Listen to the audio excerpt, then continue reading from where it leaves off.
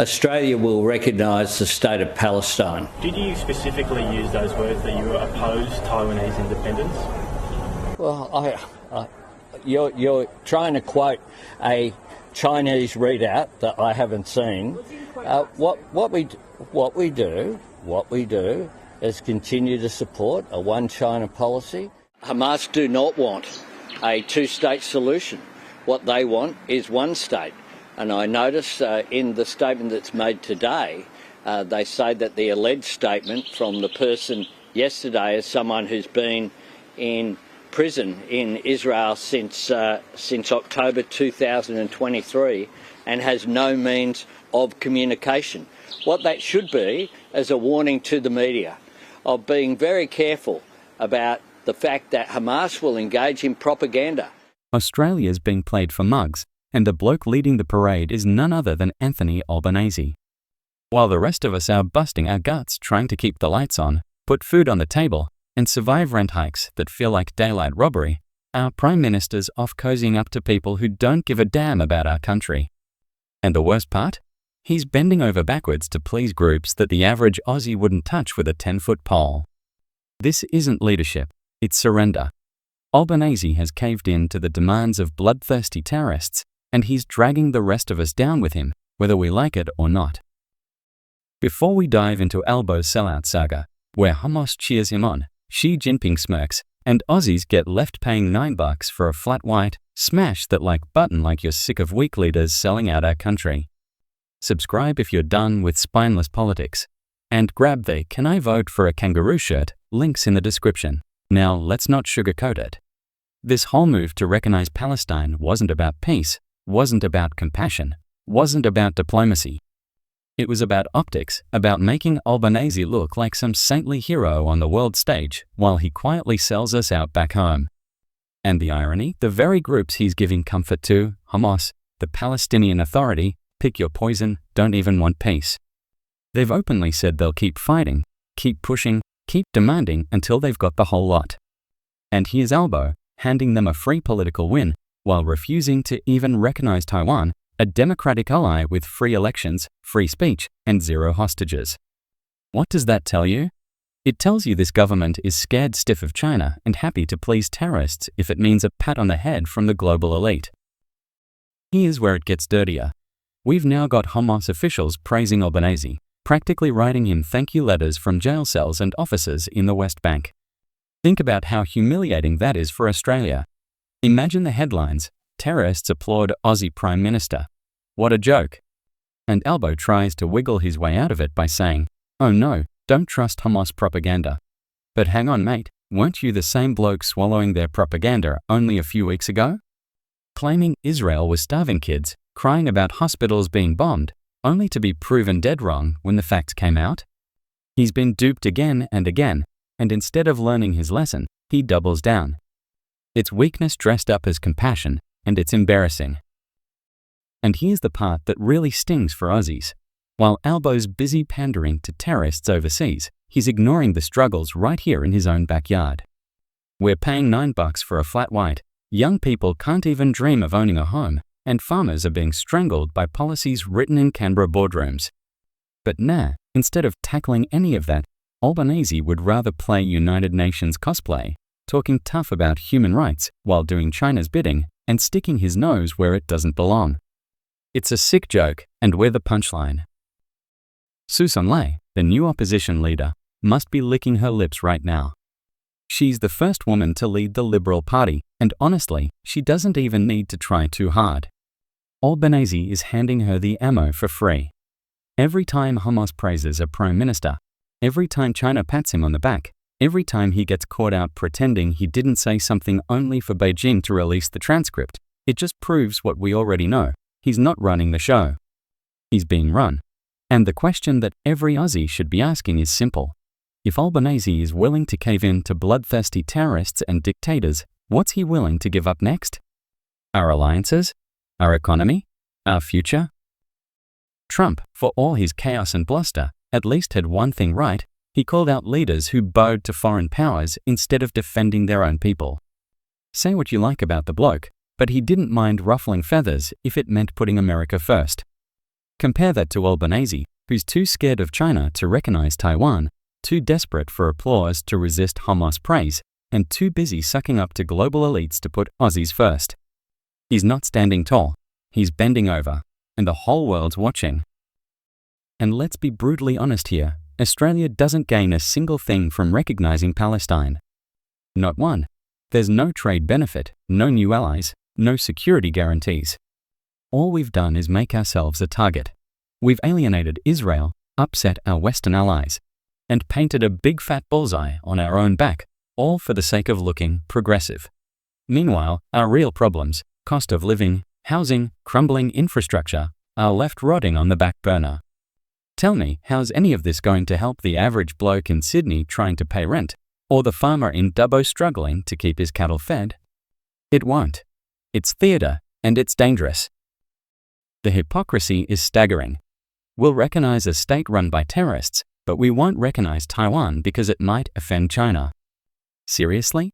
China, the dictatorship that censors its people, runs concentration camps, bullies neighbors, and buys up Aussie farmland like it's on clearance sale, gets a free pass. And why? Because we're terrified they'll stop buying our iron ore and wine. Albanese is so desperate not to upset Beijing that he's willing to spit in the face of democracy itself. If that's not cowardice, I don't know what is. And here's the kicker, Hamas knows exactly what's going on. They're not stupid. They see a weak leader when one's in front of them. That's why they're praising Albo. That's why they're milking his decision for all it's worth. Because they know he's too gutless to push back, too caught up in his own PR spin to admit he's been played. And while he's busy pretending this is all about peace, Hamas is openly saying they'll keep fighting until Israel's gone. That's not peace, that's war. And we've just given them a free ticket to keep it going. The media will try to frame this as a courageous decision, as some big moral stand, but don't be fooled. This isn't about courage. It's about weakness. It's about cowardice. It's about a prime minister who'd rather bow to terrorists and dictators than stand shoulder to shoulder with democracies. And if you think this ends with Palestine, you're dreaming. Once you start caving, there's no end to it. Next, it'll be more concessions to China, more bending to foreign pressure, more humiliation for Australia on the global stage. And every step of the way, it's ordinary Aussies who pay the price. The cracks are already showing. The farming sector's warning about China's grip on our exports. Universities are drowning in CCP money. Suburbs across the country are struggling with rising tensions and division. And instead of leading, instead of defending our national interest, Albanese is playing international peacemaker, all while his own house is burning down. It's pathetic, it's dangerous, and it's a betrayal of every Aussie who still believes in standing up for ourselves. And here's the uncomfortable truth, mate. Australians didn't vote for this. No one went to the ballot box thinking, yep, I'll back Albo so he can start making mates with Hamas and tiptoeing around Xi Jinping like a frightened schoolboy.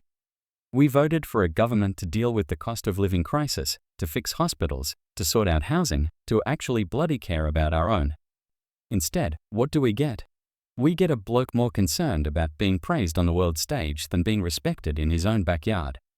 He loves the big speeches, the fancy handshakes, the cameras flashing. But when it comes to facing the people who actually put him in office, he's missing in action. And when he does show up, it's all spin, no answers. You know what makes this even worse? The timing. We've got families breaking under skyrocketing rent, mortgages climbing higher than a kangaroo on a trampoline, and groceries costing a small fortune. Pensioners are skipping meals to keep the heater on, young couples are abandoning the dream of a house, and farmers are being buried in debt. But somehow, Albanese thinks the most pressing issue is recognizing Palestine. Seriously? What planet is this bloke living on? Because it sure as hell isn't the one the rest of us are struggling on. And don't get me wrong, this isn't about Israel versus Palestine. I couldn't care less which side the global pundits are screaming for. What I care about is Australia, our national interest, our standing in the world. And right now, our Prime Minister has chosen to back a so-called state celebrated by terrorists while simultaneously snubbing democratic allies like Taiwan. That's not diplomacy. That's double standards, plain and simple. And it makes us look weak. It makes us look like we're scared of dictators and desperate for applause from groups who hate everything we stand for. The hypocrisy is so thick you could cut it with a chainsaw. Let's lay it out. Taiwan has free elections, a thriving democracy, an economy that's innovative and productive, and it hasn't kidnapped anyone or blown up buses. Yet Albanese refuses to recognize them, terrified of offending China. Meanwhile, Palestine, half run by Hamas, a terrorist organization that brags about killing innocents, gets the red carpet treatment. Can anyone explain to me how that adds up? Because it doesn't. And the whole world can see the contradiction. Our so-called leader looks like he's running foreign policy out of a clown car. Now let's talk about how this plays out for ordinary Aussies. Do you reckon Hamas gives a toss about whether Australian families can pay their bills? Do you think the Palestinian Authority is lying awake at night worrying about our farmers in drought? Of course not. But their leaders will happily take the symbolic win Albos just handed them and plaster it across their propaganda. They'll use it to rally their people, to justify more violence, to fuel the conflict even further. And where does that leave us? With blood on our hands by association.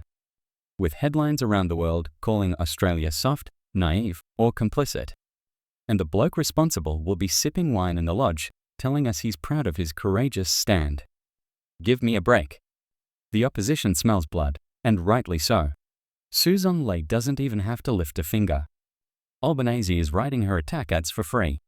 All she has to do is hold up a picture of Hamas leaders praising the Aussie Prime Minister and ask the people, is this really who you want representing you? And make no mistake, the people are angry. You can feel it in the suburbs, in the pubs, on talkback radio. Australians don't like being played for fools. They don't like leaders who bow to foreign bullies. And they certainly don't like being told that terrorist organizations are suddenly our moral equals. Even Andrew Bolt, a bloke not exactly known for understatement, called it out. He pointed out how Hamas is cheering Albanese while Taiwan is left out in the cold. He highlighted the hypocrisy, the cowardice, the sheer lunacy of the whole thing. And he's not alone. Sky News, the tabloids, even international commentators are shaking their heads. The story is out there. Albanese isn't standing tall, he's rolling over. And the more people see it, the harder it'll be for him to spin his way out. What worries me most, though, is what this says about where Australia is heading. If we're so scared of China that we'll abandon Taiwan, and so desperate for global applause that we'll recognize Palestine, what's next? Will we start bending to every demand that comes our way? Will we sell out our allies one by one until we've got no friends left but Beijing and a handful of extremists? Will we turn our back on the very values, democracy, freedom, mateship, that make us who we are? Because that's where this path leads. Weakness invites aggression, and right now, we're broadcasting weakness loud and clear. And don't think for a second that Beijing isn't watching. Xi Jinping must be grinning like a Cheshire cat. He sees Australia refusing to recognize Taiwan, even as we're happy to legitimize Palestine. He sees a prime minister bowing and scraping during visits to China, promising not to step out of line. He sees us terrified of losing trade, too gutless to stand up for ourselves. And he knows he's winning. Every day we show weakness is another day China grows stronger. And guess who pays the price? Us, ordinary Aussies. The workers, the farmers, the families, the battlers. Meanwhile, our supposed allies, the US, the UK, Japan, are looking at us sideways. They see a country that can't decide where it stands, a country that says one thing about democracy but does another. They see us praising peace while empowering terrorists, talking about sovereignty while bending to Beijing. And they're starting to wonder, can Australia really be trusted? Can we be relied on when the chips are down? Or will we just cave like we always do whenever someone with a bigger stick comes along? And here's the part that'll keep you up at night. We're already on shaky ground economically. China owns massive chunks of our land, controls key parts of our supply chains, and manipulates our markets. Universities are addicted to Chinese student fees, property markets are warped by foreign buyers, and farmers are left at the mercy of export bans whenever Beijing feels like flexing. And what does Albanese do? He reassures Xi that we'll stick to the one China policy, even while pretending to stand tall in front of the Aussie public. It's spin, it's cowardice, and it's setting us up for disaster. The tragedy is that Australians are smarter than our leaders give us credit for. We know when we're being played. We can smell weakness a mile away. And the anger is building. You hear it in the pub when blokes mutter about how this country's gone soft. You hear it in the cafes when young people joke about never affording a house because China owns it all. You hear it in farming towns when old-timers shake their heads and say, we've lost a backbone. And they're not wrong. We've lost the guts to stand up for ourselves, and it starts at the very top. But don't be fooled. Albanese isn't just weak. He's dangerous. Because weakness dressed up as compassion convinces people it's noble. It tricks them into thinking surrender is strength. And that's the most insidious part. While Aussies are struggling to make ends meet, they're being told this government's betrayal is some kind of moral victory. That we should be proud terrorists are applauding our Prime Minister. That we should accept bending to China as smart diplomacy. And if we swallow that lie, even for a second, we're done for. Because once you accept weakness as courage, you'll never find your strength again. And that's why this moment matters. It's not just about Palestine. It's not just about Taiwan. It's about who we are as a nation. Do we stand up for ourselves, or do we bow down? Do we fight for our values, or do we sell them out for cheap applause? Do we back democracy and sovereignty, or do we let terrorists and dictators call the shots? These are the questions that will define Australia's future. And right now, under Albanese, we're failing every single one of them. And here's where it hits home harder than a footy tackle on a Sunday morning. This isn't just some foreign policy blunder we can sweep under the rug. This is a full-blown identity crisis for Australia. We've gone from being a country that prided itself on punching above its weight, a nation that stood shoulder to shoulder with its mates, to a lapdog wagging its tail for dictators and extremists. And the kicker? Albanese is acting like this is some grand moral victory. He reckons history will look kindly on him. Nah, mate, history will roast him. History will say he was the bloke who sold out his country for headlines in The Guardian and applause from blokes in Gaza bunkers. You think the battlers in the suburbs give a toss about symbolic recognitions? They care about keeping the fridge full, about whether their kids will ever get off the rental treadmill, about whether their wages can keep up with inflation that's chewing through pay packets faster than a mozzie at a barbecue. They care about whether the next power bill's gonna cripple them, or whether another dodgy government deal is gonna hike rates again.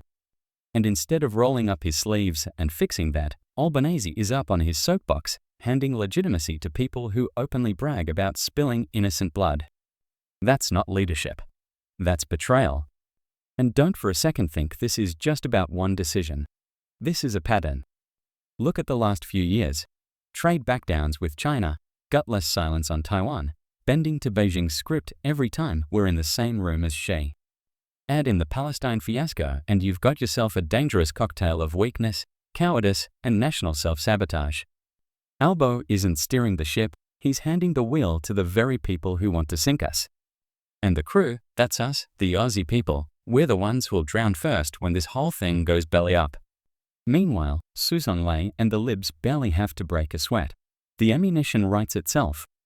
Every single time Hamas praises Albanese, the Libs can hammer home the line, the terrorists back Albo. Do you? It's brutal, but it works. And you know what? They're right. Every day this story lingers, every time Albo's weakness is exposed, the public mood hardens. He can't spin his way out forever. Aussies have long memories when they feel sold out. And this one? This'll sting for years. Now, let's not dance around it. This recognition nonsense doesn't just make us look weak abroad, it makes us unsafe at home. We've already got tensions boiling in Aussie suburbs, protests spilling onto streets, divisions being stoked by radicals. And when the government starts waving the white flag overseas, it emboldens those same radicals here. They feel validated, empowered, like they've got the government in their corner. That's a recipe for chaos. And once it kicks off, once that division gets deep enough, good luck putting the genie back in the bottle. Albanese isn't just betraying us overseas, he's lighting a fuse under our own backyard. And let's not forget, while he's busy bending for Hamas and Beijing, he's leaving Aussies who actually serve this country out in the cold. Our veterans, our soldiers, our diggers who've bled for this country, they're watching their Prime Minister side with groups who'd spit on their sacrifice. They're watching him bow to dictators who wouldn't think twice about turning their guns on us. And you wonder why morale's shot? Why recruitment's in crisis? Why more veterans feel abandoned than ever? It's because the leadership at the top is a hollow shell. The media, of course, will try to soften the blow. They'll say it's complex, that it's about international diplomacy, that Albanese is taking the high road. Rubbish. It's about weakness. It's about photo ops. It's about distracting from the fact that Australians are struggling like never before while their Prime Minister cozies up to the worst people on the planet. And the longer we let this spin slide, the deeper the hole gets. And if you reckon Trump isn't watching this from Washington with a smirk on his face, you're dreaming. For all his chaos and flaws, Trump would have called this what it is, a sellout. He'd have blasted Albo as a coward, a puppet, a bloke with no spine. And you know what? On this one, he'd be dead right. Because you can't put your own people last and call yourself a leader.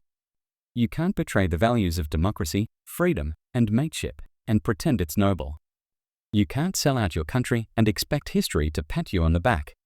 This whole saga has revealed something terrifying. Australia's being run by cowards dressed as peacemakers.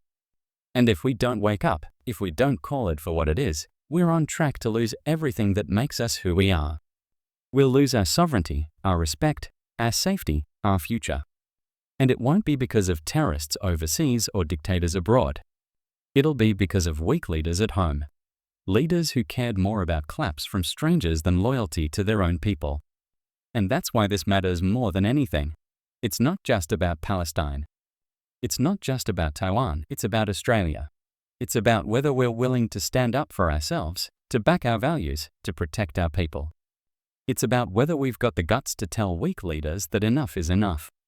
And if we don't do it now, we may never get the chance again. So let's not mince words. Anthony Albanese has caved in to the demands of bloodthirsty terrorists, and he's dragging our country with him. He's shown the world that Australia can be pushed, bullied, humiliated, and still smile for the cameras. And unless we wake up, unless we demand better, this betrayal will be just the beginning. Because once a leader shows weakness, the sharks smell blood. And believe me, they're already circling. See you in the next one, and don't forget to slap that like button like it just sold off your local hospital to pay for another overseas junket. Oi, and if you're really fired up, grab the "Can I vote for a kangaroo" shirt, wear it to the next rate hike meeting, the next protest, or just your local cafe when you're forking out $9 for a flat white while wondering why your tax dollars are fixing someone else's country instead of ours. Stay loud, stay awake, and never stop fighting for the Australia we bloody deserve.